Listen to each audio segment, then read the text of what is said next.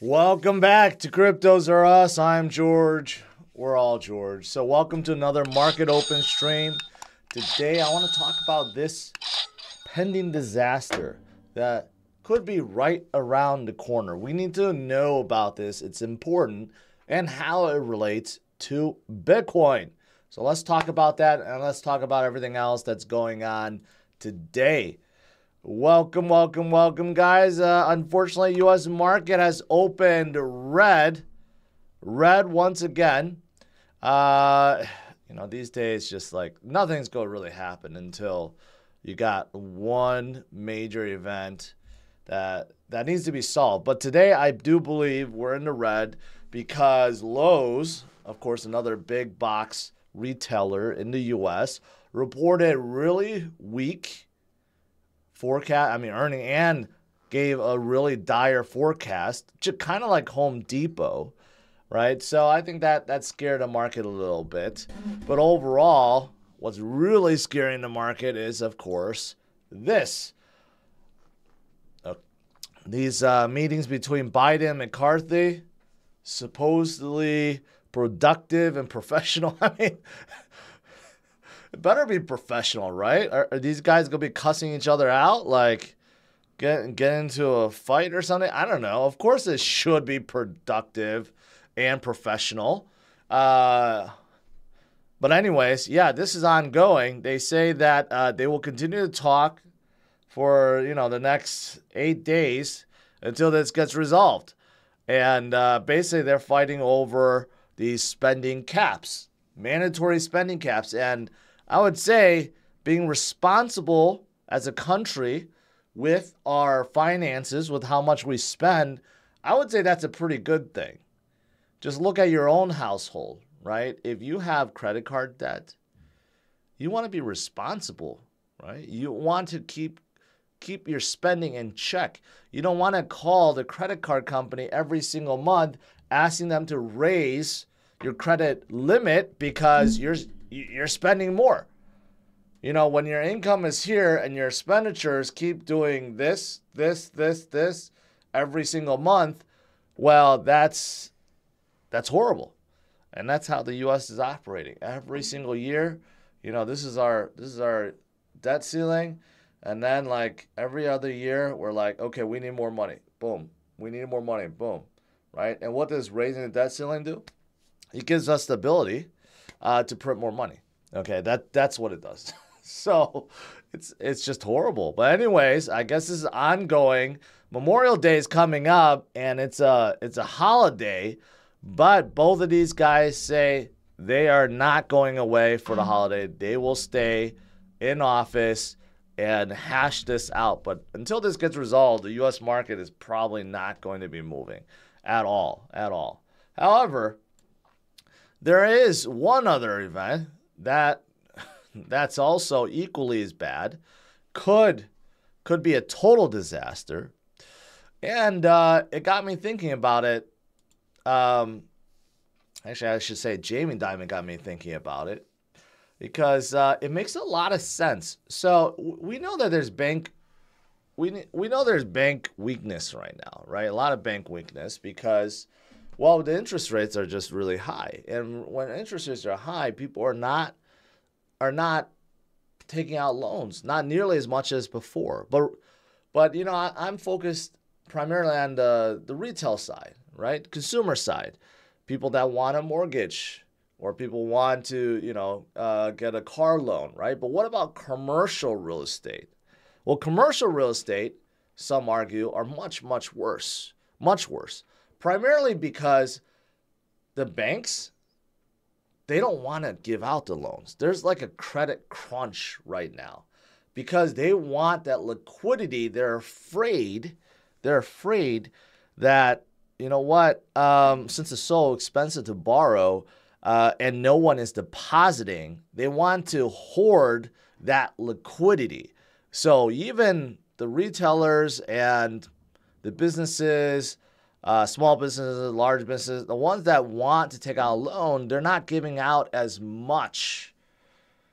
And another reason why this is a concern is because we know that interest rates or the Fed fund rate has been so low. So all interest rates that relate to it, the prime rate and everything else, has been low. And there's been very little delinquents or foreclosures, defaults, very little of it. But are we going to start seeing those numbers rise to a level like 2008? Well, that's what Jamie Dimon thinks. So see, I've been thinking about this.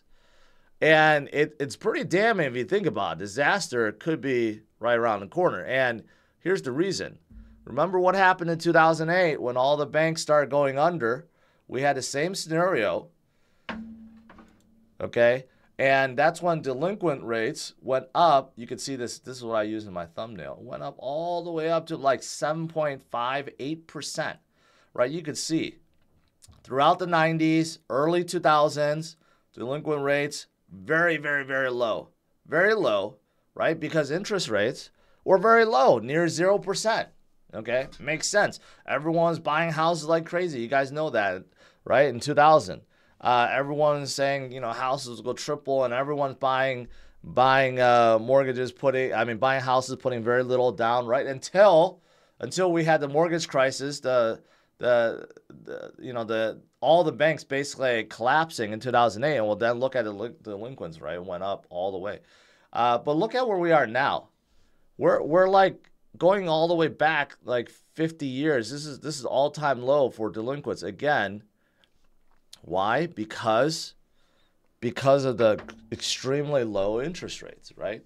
But imagine when this starts flipping to the upside, when it starts going up, because now people can't afford homes like they did before. If they have to refinance, think about people that all have the adjustable rates, right?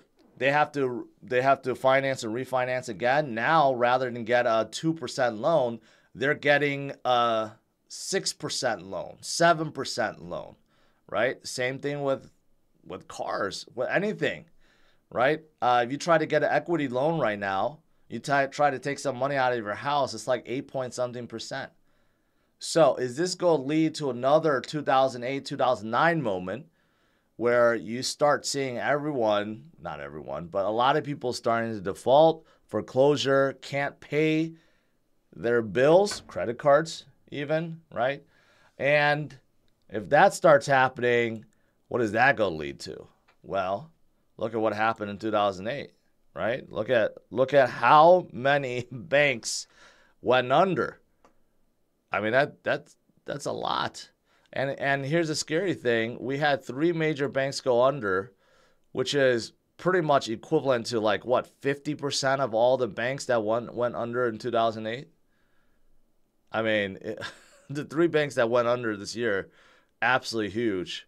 But think about if another 2008 moment happens on top of what already happened in 2023. Well, that's going to be a total disaster. That's going to be a huge, huge, huge disaster, right? So something to think about. It is something that's pretty concerning, because delinquency rate or foreclosure rate, defaults, all these things, bankruptcies, foreclosures have been historically low for very long time. Very long time. Now, if those things start coming up, how will it affect the banks? How will they affect the whole economy, right? Unemployment rate and jobless claims, are they going to skyrocket, right? This is exactly why people are so fearful about what Powell has done with the rates and how fast the rates have gone up, because all the indicators are lagging indicators. If these things start coming to roost, I guess, and they start catching up and the U.S. gets thrown into deep, deep recession because of all these things, that's really bad. Really, really bad. Anyways, something to consider. And why am I telling you guys all this? Well, this is the reason why we're in Bitcoin, right? This is the reason why we're in Bitcoin, because of distrust in our central bank, distrust in banks overall, distrust in our government in terms of looking out for our best interests, right? everything that people hated in 2008 that made Satoshi create Bitcoin, well, it's starting to happen again, more so now than even 2008, because now the money printer just spins up continuously forever, and our debt is like 10 times higher than 2008. It's crazy. It's crazy how it's just so normal now to just Band-Aid, I guess, so to speak, or yeah, kind of really Band-Aid what we have with just more money printing, right? But that only goes so far. Anyways, so going back to Bitcoin, this is the reason why we're in Bitcoin. And according to Michael Saylor, I think most of us call this already, that Bitcoin has bottomed at 15K. So for those bears that are still clinging on hope that we're going to form a new bottom and go down to 12,000 or 10,000 or whatever, that's just not reality. Michael Saylor confirmed that Bitcoin has bottomed and we are in a new bull run. I said this too. I said this a month ago, right? Not that we're in a parabolic bullish pump right now, but we have started a new cycle. And when you start a new cycle, there'll still be volatility, but we have started a new cycle and we're heading upwards, okay? That's what's happening, and I'm glad Michael Saylor agrees. But, you know, he said a lot of other things recently too about ordinals. He thinks ordinals could lead to something huge for Bitcoin, not just with NFTs and memes, but you could one day store contracts on Bitcoin's ledger. Why would you not want to when it's the safest and most secure and decentralized network we have on a planet, right? Especially if it's like a will or a trust or business agreement. Like, why would you not want to store those things on Bitcoin's ledger, right? So that's absolutely huge, right? And I agree.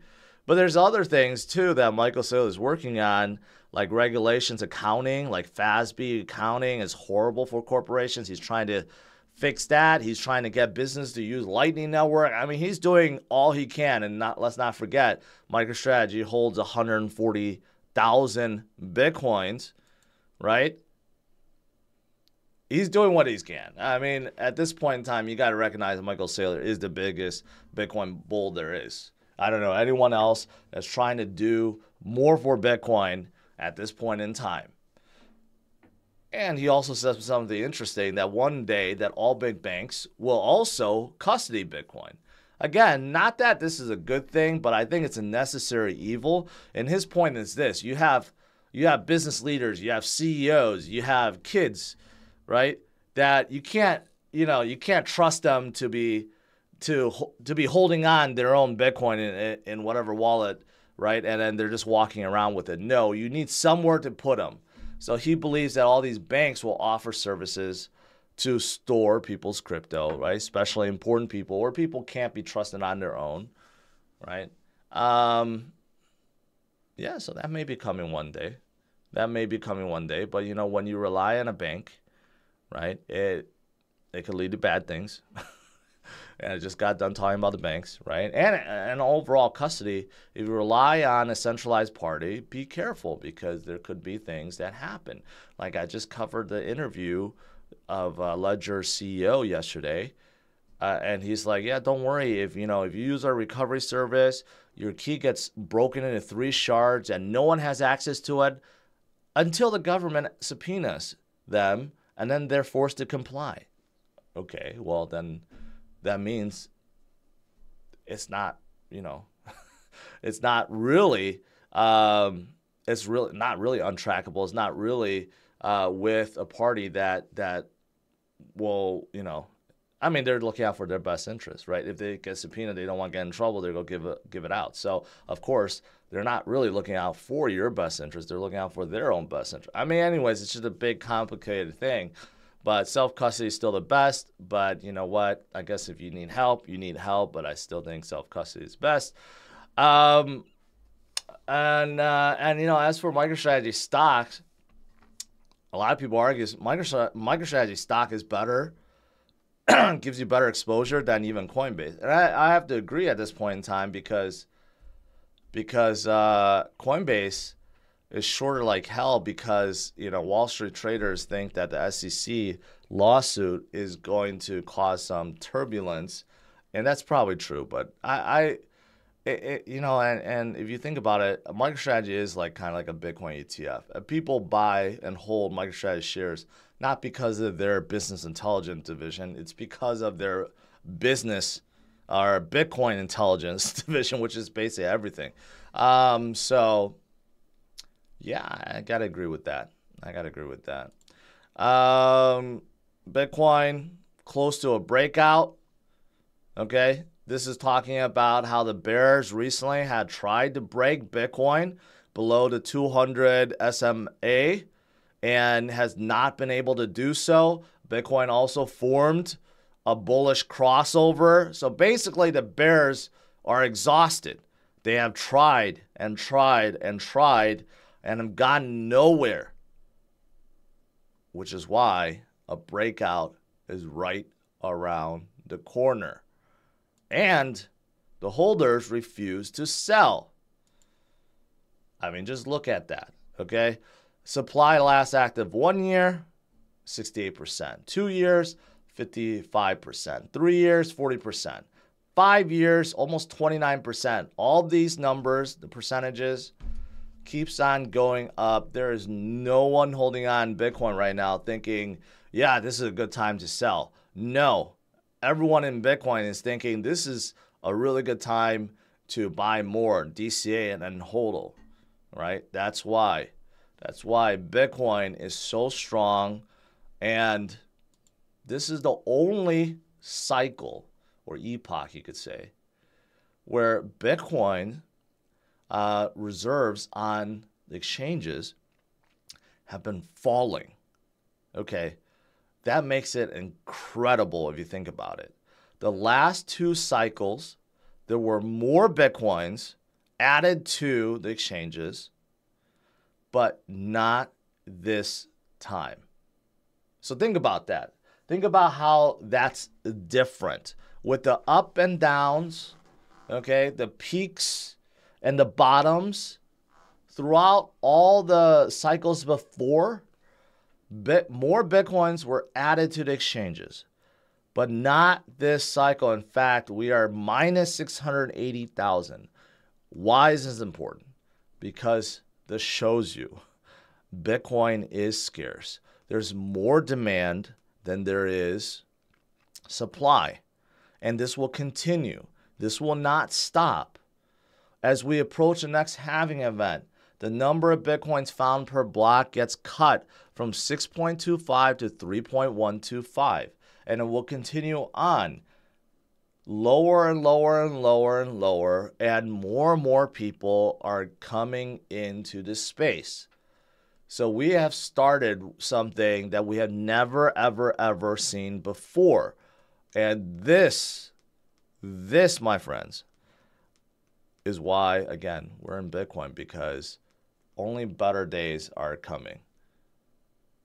Bitcoin has not reached its full potential, but will. But these kind of fundamentals, right? I talk about Bitcoin fundamentals have never, ever been better before, even though the price is nowhere near all-time high. This is part of it, okay? You're getting less and less and less being released every 4 years, and there's less and less and less of Bitcoin on the exchanges, and you have more and more holders. If I had a chart about addresses, they all show this. The addresses keep going up. Seems like an all-time high every single week. They're all related, and this is all leading to something really fantastic. And also, I've said this too, there's a lot of rumors now. A lot of rumors, and this is coming in a week, basically, okay? And I'm not talking about June 1st as when the U.S. may default. No, there's a lot of rumors out there that China will open up crypto trading in Hong Kong June 1st. And I can't overstate, if this is true, how good this will be for the entire crypto space. How much money, trillions, will be flowing in, okay? Now, supposedly, this is just for Hong Kong and its citizens, which is already big. Like, I think it's like 20 or 30 million people in Hong Kong, which is absolutely huge already, right? But not only that, rumors are this will also allow institutions from mainland to also participate and buy crypto legally. I'm sure a lot of them have bought illegally using VPNs or whatever, but now they're legally to buy it. And the courts already ruled Bitcoin, Ethereum, and others are property, right? So these laws are already in place to make this very favorable for these institutions and the citizens to start buying crypto. Well, I'm seriously talking about trillions upon trillions of dollars waiting, sitting on the sidelines that may be entering in, right? If the rumors are true, June 1st. That's not too far off. If we get a big splash headline like May 31st saying June 1st, you're going to see this happen, watch out. This will be a huge, huge catalyst, right? So that may be also around the corner. And lastly, I don't think this is a catalyst, but I don't know, maybe it could. There's real talks. Real talks about FTX 2.0 coming back. Supposedly the current CEO have found so much money and brought so much billions back, they are really considering of opening the exchange again. They discovered 5.5 billion liquid assets, kind of spread all over the place. SBF did not do a good job with record keeping, but they found 5.5 billion, and then they recovered 7.3 billion in assets from all these other places. So you do the math, that's like almost $13 billion in assets recovered. That's a lot. That is absolutely a lot. That's why they're like, rather than go through bankruptcy proceedings, right? Let's just relaunch the exchange. Yeah. Maybe that'll be a catalyst too. No, it won't be. But I think everyone's still trying to forget about FTX, but it may be coming back. The only good thing about this is if people have their money locked in FTX or lost it, they'll probably get it back. But it seems like they found more than enough to cover all the creditors and all the liabilities. They have enough to cover all of it, which is insane, which makes me think, did SBF, was he just incompetent? He just like didn't know where all the money went and no one kept a record of it? Was that his only crime? I don't know. I don't know what to think about. Yeah, I don't know how to think about it at this time. But anyways, all right. That's it. Let's do some Q&A.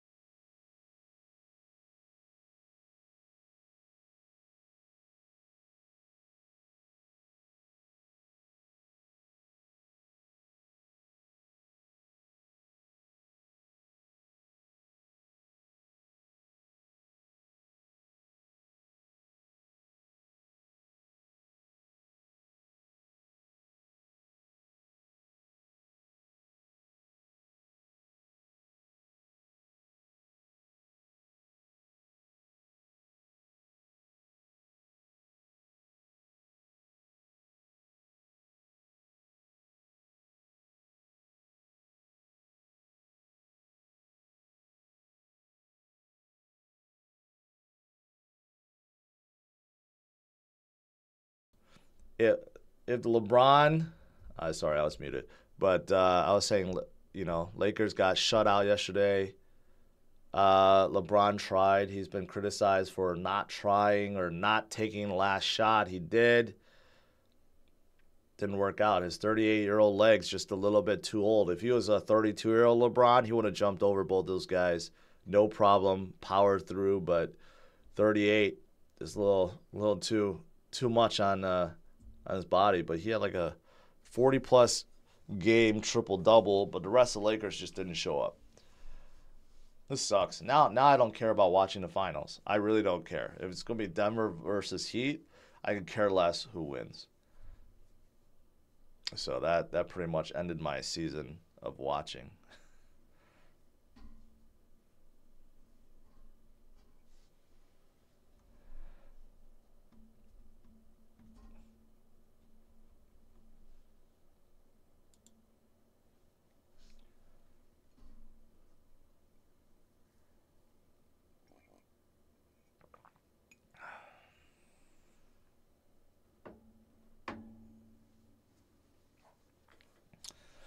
I mean, I think AD still had a decent game, but, you know, AD was brought on to, like, shoulder the franchise. He was brought on to take the Lakers on his shoulders so that LeBron could take a back seat. But it's clear that's not who AD is. AD wants to be a 1A, 1B, not 1A. LeBron is a 1A. There's very little 1As in the league. Okay, you could say Steph is a 1A, right? Jokic is a 1A. AD does not want to be a 1A. He wants to be a 1B, you know? So it's tough to win a championship when you don't have a young 1A guy that can do it. You know, 38-year-old LeBron ain't cut out for that. And AD, I mean, he's no spring chicken either. I think he's 30 or 31, but he just, yeah, he just can't do it.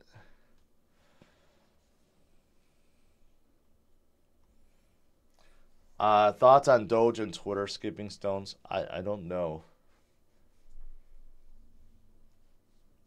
I'm waiting for that to happen, but not going to happen anytime soon. Especially Elon is now stepping down as CEO. Whoever's coming to replace him is all focused on money, getting revenues back up, right? I doubt they're thinking about integrating Doge with Twitter at this point.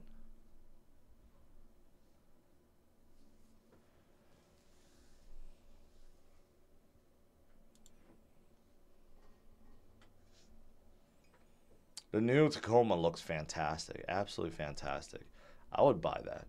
I would buy that truck. The TRD Pro one looks absolutely fantastic.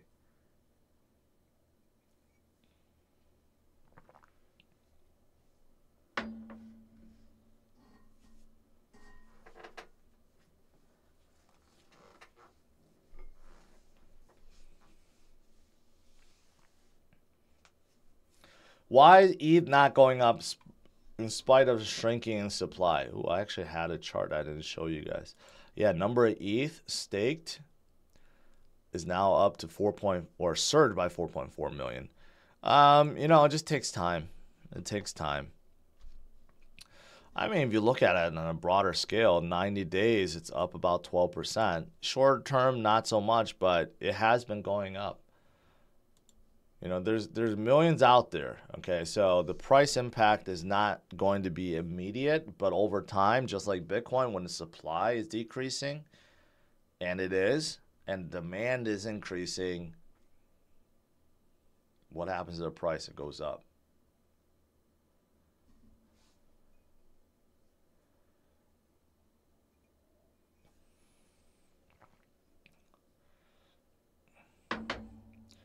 Have you read Jay Lowry's Software? No.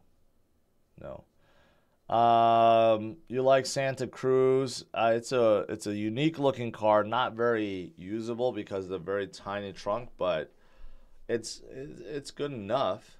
I would still prefer a Honda Ridgeline. I had a Ridgeline for many years. Ridgeline is better truck overall, no doubt about it.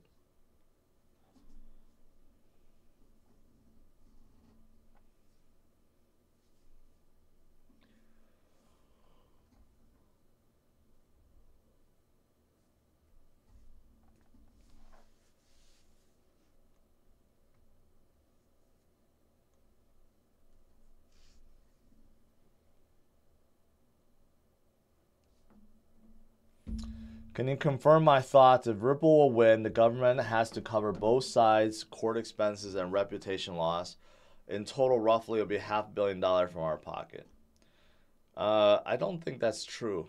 If the government wins, or if Ripple wins, I don't think the government covers the legal expenses for Ripple. That's not, I don't think that's true at all.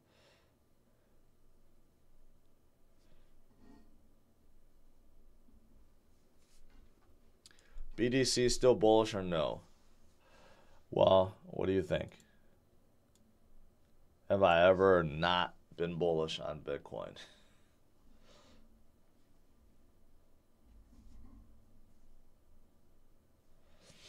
I'm not getting rid of my ledger. I just won't opt in. Don't opt in. Don't upgrade the firmware. Unfortunately, if you upgrade the firmware, they'll program whatever backdoor they need to. You still need to opt in for it to be enabled, but what the CEO said was a little concerning, saying that if they get subpoenaed, then they're forced to give out the private key, right? So which makes me wonder, if you install the firmware that could open the back door, but you denied it, can they still retrieve the private key if they're subpoenaed? Yeah, my thinking is yes. I'm thinking as long as that back door is in, right? Even if you opt out, but if they get subpoenaed saying, hey, we want to access this person's wallet, I feel like they can still do it. I don't know. I may be wrong. I would have to get confirmation, but I'm thinking that he would still do it. But anyways, and as for alternative, look at Treasure. I have not played with Treasure before, but I plan on getting one and playing around with it, and hopefully they don't succumb to the same pressures, I guess, to do what Ledger did.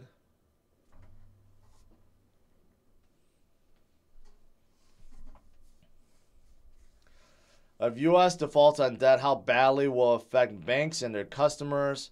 I know BTC will go up, but it affects normal people will be insane. Yeah. It's a trickle effect, okay? It's a trickle effect. There's a lot of people that will be affected.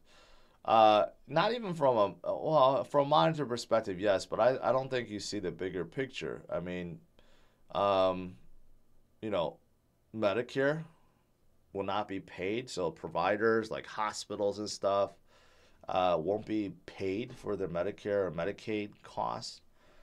Insurances, a lot of them won't be covered.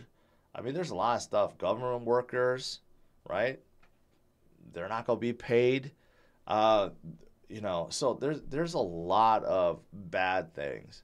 Normally I talk about macro stuff like bonds won't be repaid and stuff like that, but there's a lot of people, everyday people, that will get affected right away.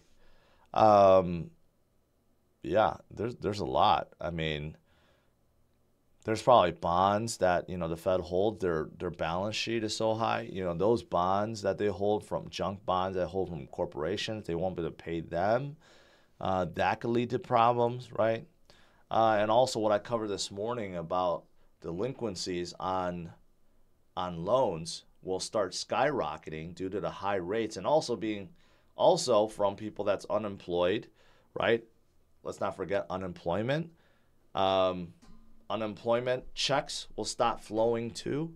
If the U.S. defaults, it's absolute catastrophe. Like, you can't downplay how bad it will be.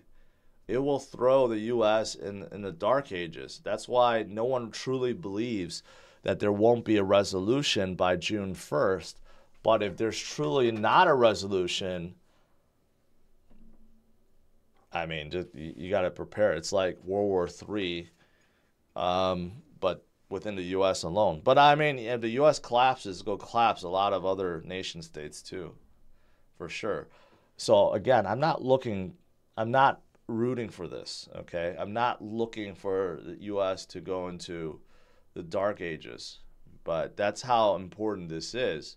That's why the debt ceiling will be raised, and the government will print more money, and life goes on, because it's the easy solution. But really, even after they do this, they should really, really think about how to stop the endless spending.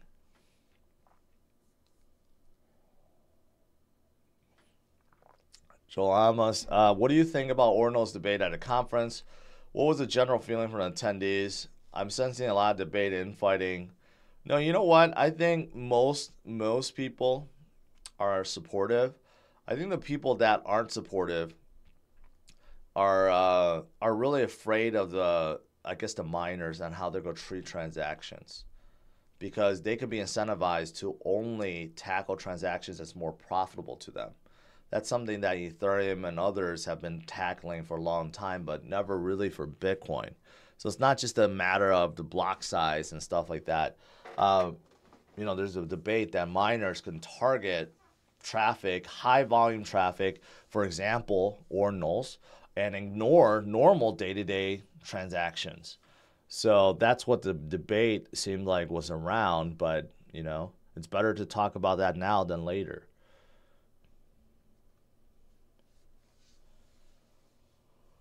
If you get subpoenaed for a C, you will have to supply C whether you opt in or not, and regardless of wallet. That's not true. That's not true at all. Only if you let a company hold your seed phrase, right? And how would they even know you have that seed phrase? Because most likely they're going to track you from someone that transacted with you, or you have given out your identity somehow, right? Otherwise, they wouldn't even know. I have probably a dozen wallets that no one knows, that I've never transacted with. How would they ever know to subpoena for that, right? There has to be a track, like a transaction. So that's not true at all.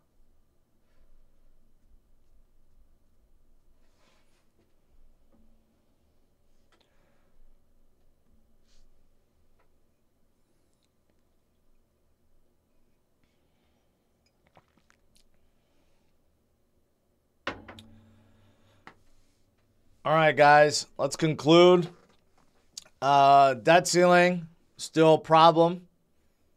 Will continue to be a problem until there's a resolution, probably May 31st. And markets are probably not going to be doing too good because of it.